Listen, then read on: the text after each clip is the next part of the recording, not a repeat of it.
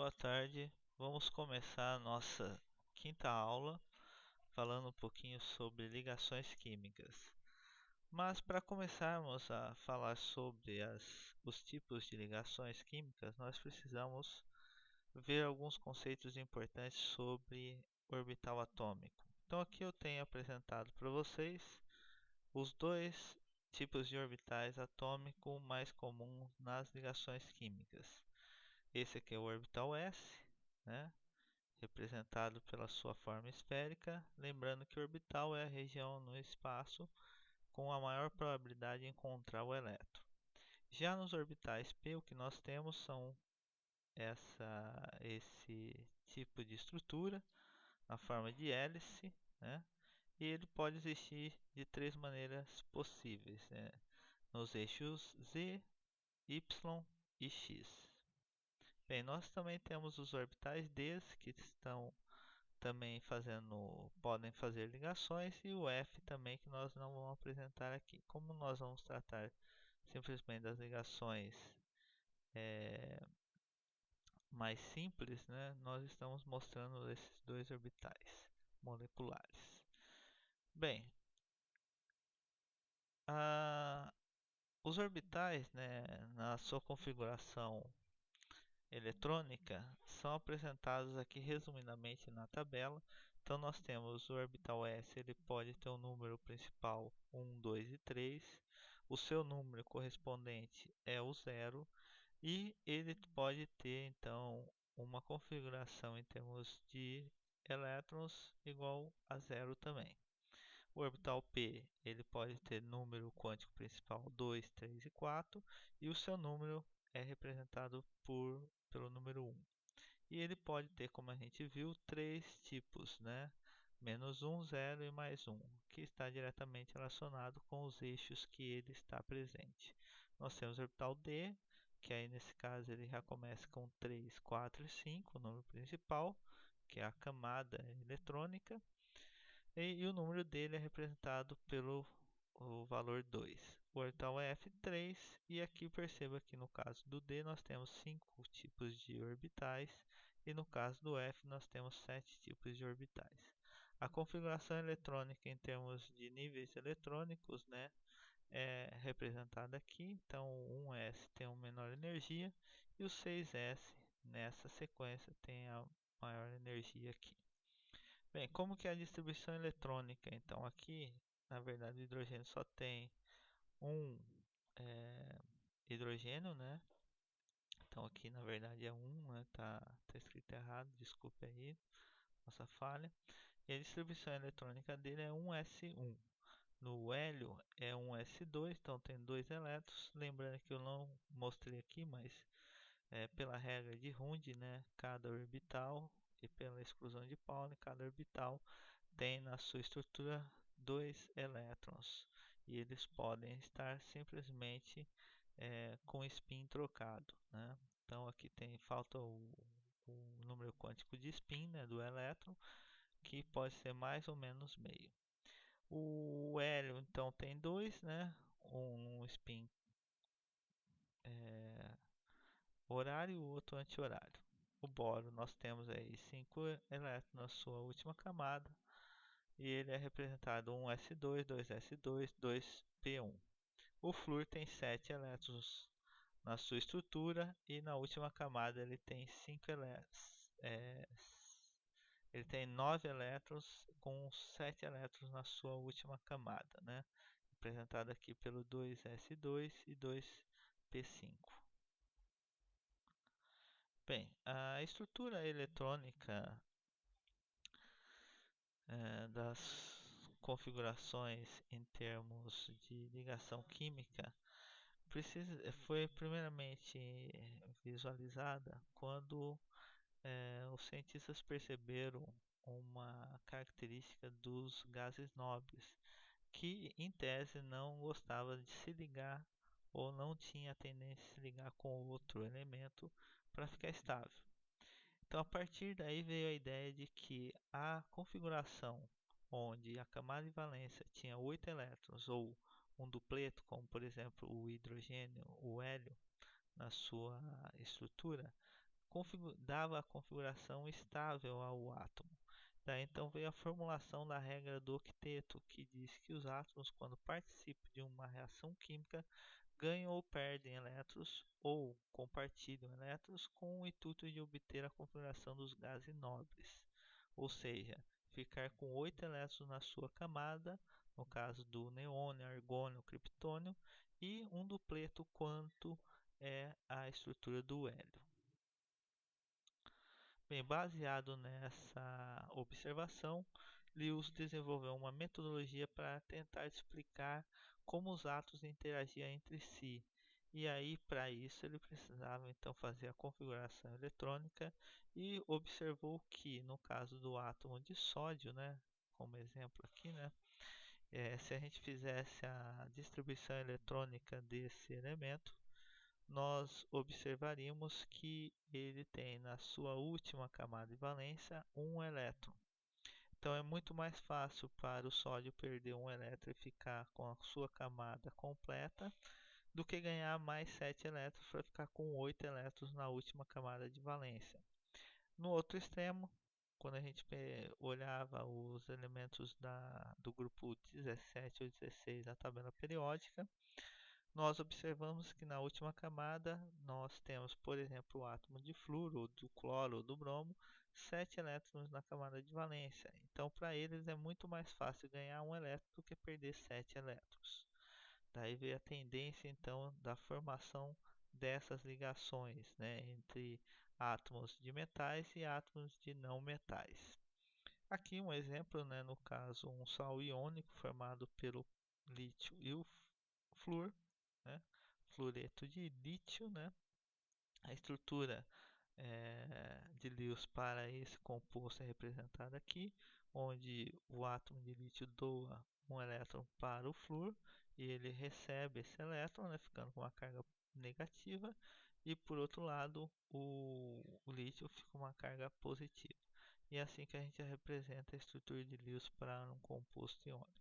No caso de um composto molecular, nós temos aqui a estrutura de Lewis e aí essa junção desse par eletrônico aqui, né, esse par de elétrons, é como se fosse uma ligação e eu poderia representar essa molécula simplesmente com os pares isolados, né, de cada átomo aqui, com um traço no meio aqui representando a ligação desse material, né?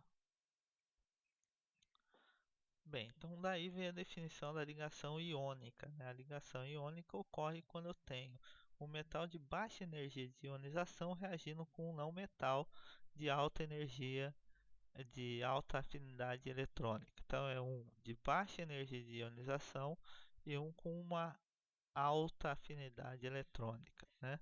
Daí a existência de compostos iônicos entre os grupos 1A e 2A da tabela periódica com o grupo 17 da tabela periódica, né? Como exemplo aqui nós temos o brometo de potássio, né? Então aqui a reação de dissociação do, do potássio, né? Liberando um elétron mais, ficando com a carga positiva, e por outro lado o átomo de bromo ganhando esse elétron, ficando com a carga negativa, né? Em virtude da ligação iônica, né, nós temos que os compostos iônicos geralmente têm um ponto de fusão alto, né, devido a essa estrutura da ligação iônica. No outro extremo, nós temos quando não há uma doação ou uma recepção de elétrons, mas sim um compartilhamento de elétrons. Isso se dá em vista de que nós não temos metais que têm baixa energia de ionização, ou um outro metal ou um outro elemento que não tem alta afinidade eletrônica, mas elementos que têm a mesma tendência de ganhar e perder elétrons, aí surge um tipo de ligação que é chamada ligação covalente. Aqui representamos, nós temos três estruturas, né? O átomo de hidrogênio ligando a outro átomo de hidrogênio, formando então o composto molecular de hidrogênio, e esse par é representado por esse traço aqui na estrutura de Lewis. Aqui novamente nós temos, né, um outro composto, o CO2 e o nitrogênio gasoso, né?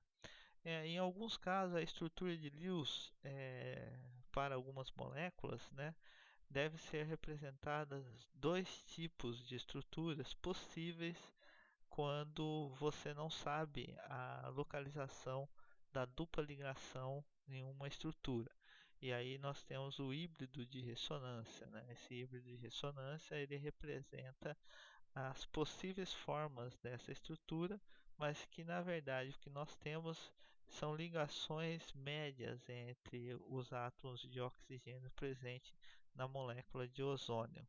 Daí surge então a ressonância, que é representada por essa seta aqui, né? Que na verdade, né, dados experimentais mostram que não é que existe essa molécula ou essa molécula, né, em tempos determinados, mas existe uma ressonância nessa dupla ligação aqui, que o elétron está delocalizado e eu não consigo determinar em que posição esse elétron está. Isso também em virtude do princípio de Heisenberg sobre a localização, né, do elétron na estrutura eletrônica. Mas muitas das vezes, né, como que a gente faz para determinar a estrutura de Lewis de um determinado composto? Então, o primeiro passo aí, quando a gente vai fazer uma determinação, é contar o número total de elétrons de valência em cada átomo e determinar o número de pares de elétrons da molécula.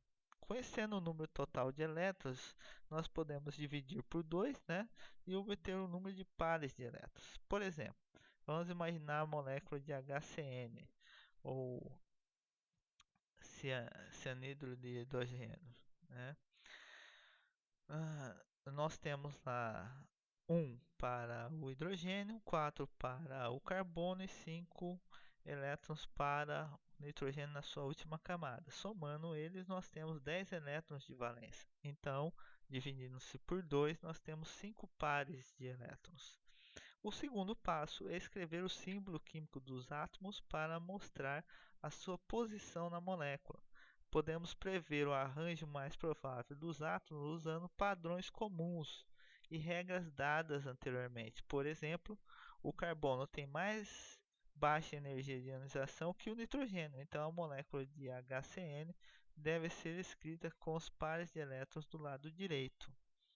Bem, a partir daí, no terceiro passo, nós colocamos um par de elétrons em cada par de átomos ligado. Por exemplo, do HCN tem 5 pares de elétrons. Usamos 2 pares para formar ligações entre os átomos, H e C, e C e N, né? Ou seja, entre o hidrogênio e o carbono e depois entre o carbono e o nitrogênio. E aí nós temos ainda 3 dos 5 pares de elétrons permanecem sem usar. E aí é o próximo passo, o quarto passo.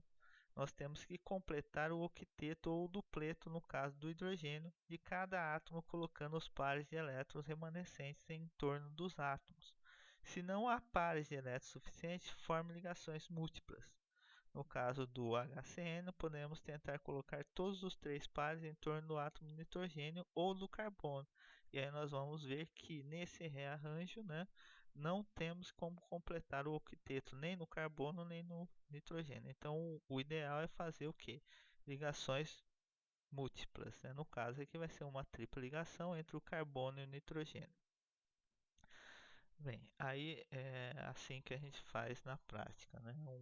Um tipo de exemplo aí.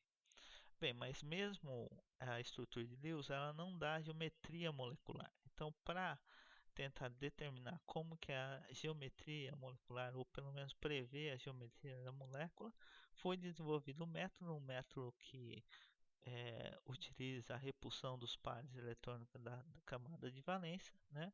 E nessa teoria nós temos aí algumas suposições. A primeira dela é os pares eletrônicos em torno do átomo central tende a se orientar de maneira a minimizar a energia total, diminuindo a repulsão entre eles.